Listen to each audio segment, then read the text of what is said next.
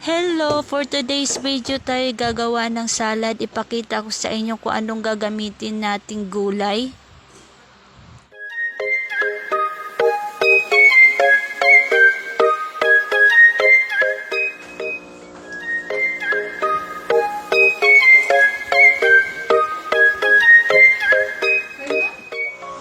Unahin natin hugasin ng bell pepper, pipino, singkamas. Hugasan natin maigi ang gulay, baka may dumi-dumi dikit, hindi na yan lulutuin. Isa-isahin lang natin sa paghugas.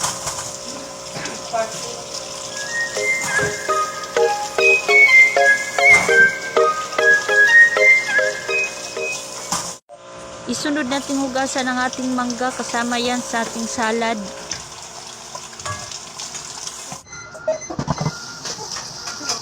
Pati yung litos, lula rosa, arugula, hugasan na din natin isa-isa.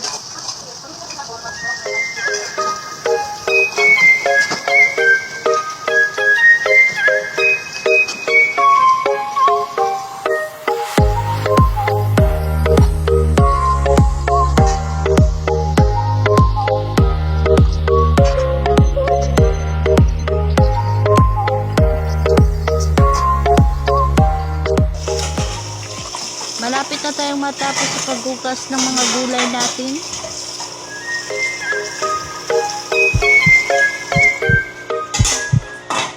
Ilagay natin sa strainer para makatulo. Hihimayin natin yan lahat. Kailangan naka-strainer para hindi magbasa pag hiniwa natin. Madami-dami ang himayin natin. Yan ang paglalagyan natin ng salad. Maghiwa na tayo ng ating mga ilalagay sa salad natin. Kung nagtataka kayo kung bakit namin kinakatakal yung bell pepper, pipino, singkamas, ayaw kasi namin ng madami.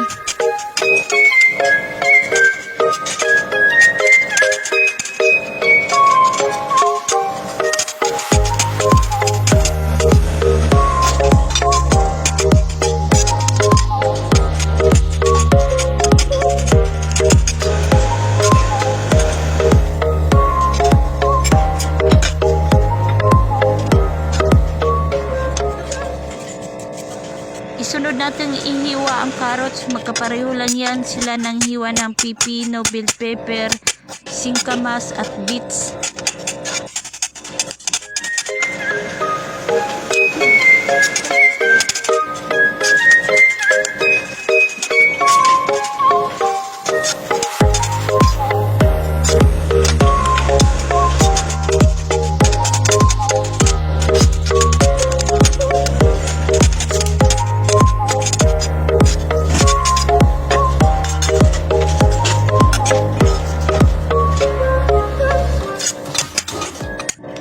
Minsan tinatamad kasi yung kudapyan yung mag-voice record, kaya nilagyan ko ng sounds.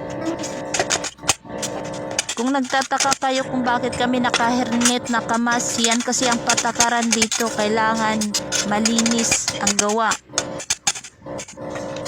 Lalo na sa pagluluto. Ganyan lang ang hiwa ng ating pagsalad, hindi siya durog, sakto lang, parang cubes na maliit. Magsuot tayo ng gloves dahil mag-uumpisa na tayong magpuna sa ating litos, lula rosa, arugula. Kung wala naman kayong tissue, ipagpag nyo na lang kahit saan. Punas-punasan lang natin, pangit kasi kainin pagbasa. Pagkagat mo, may nararamdaman kang tubig. Yan lahat ang mga napunasang gulay. Isunod nating himay-himayin ang mga litos. Hindi natin kailangang gamitan ng kutsilyo, kamay lang ang ating igamit. Dahil malambot lang naman yung mga litos, arugula, lula rosa. Kung nagtaka kayo kung bakit may gulay na violet, repolyo yan. Lagyan na natin ng toppings ang ating salad. Unahin natin ang walnuts, pumpkin. Lagi yung magkasama sa aming salad.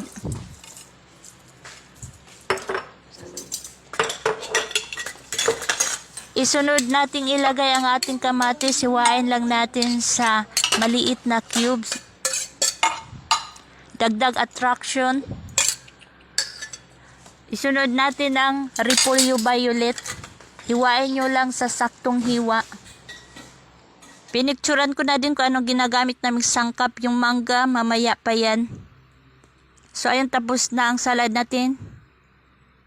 Ang dressing ng salad namin, honey, black vinegar, lemon, toyo, EBO, Italian seasoning. Kung gusto nyong malaman, i-follow nyo kami sa YouTube channel namin, Probinsyanang Vlogger. Nasa huli ang profile, makikita nyo.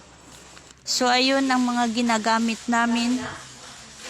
Kung gusto nyong malaman, huwag kayong magdalawang isip na i-follow ang channel namin. Ituturo ko sa inyo kung paano gawin ang dressing ng salad. Isunod naman natin yung salmon. Timplahan lang natin. Dahil kasama yan sa salad natin. Nilagyan lang yan ng asin, pamintang durog, dahon ng laurel. Nilagyan na din yan ng herbs na dill. Di ko alam kung anong tawag yan sa Tagalog. Ang alam ko, dill or no dill.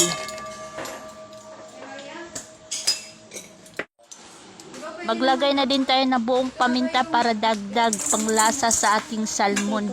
Marami pang ilalagay dyan, kaya mag-antay lang kayo. Huwag kayong excited.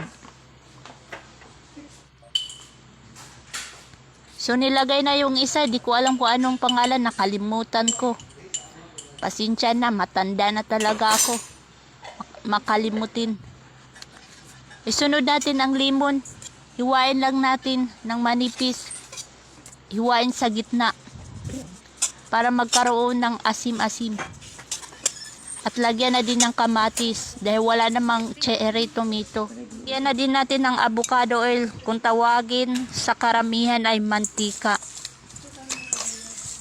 Ihalo-halo na para mag-mix ang mga lasang pinaglalagay dyan. Nandyan na lahat ang mga sangkap. Meron pampaputi, pampakinis, meron na din pandayit dyan. Nasaan pa kayo? Mag-salmon na kayo, magluto kayo ng salmon. So ayun, nilagay na sa parchment. Ibabalot na dahil lulutuin yan sa steamer. Balutin lang natin maigi, baka mapasukan ng tubig sa steamer. Diyan natin iluluto ang ating salmon. Lagyan lang natin ng tubig. Sakto lang. Dalhin na natin doon para matapos na tayo. Last na lang yung salmon ang lulutuin natin.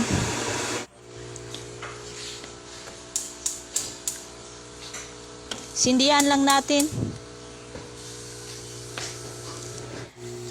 Pag makulo, ilagay natin ang salmon. O so ayun, kumulo na. Ilagay natin hanggang maluto. Hindi yan mapapasukan ng tubig dahil nakakover yan ng maayos. Kunin na natin dahil luto na ang ating salmon.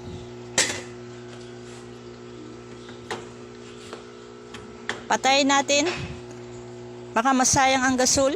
Ganyan ang itsura pagluto. Huwag niyong kalimutan i-subscribe ang YouTube channel namin.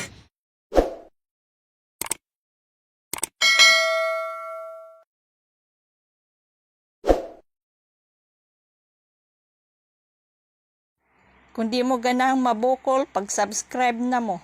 Bitaw, pag-subscribe na bitaw mo. Thank you for watching!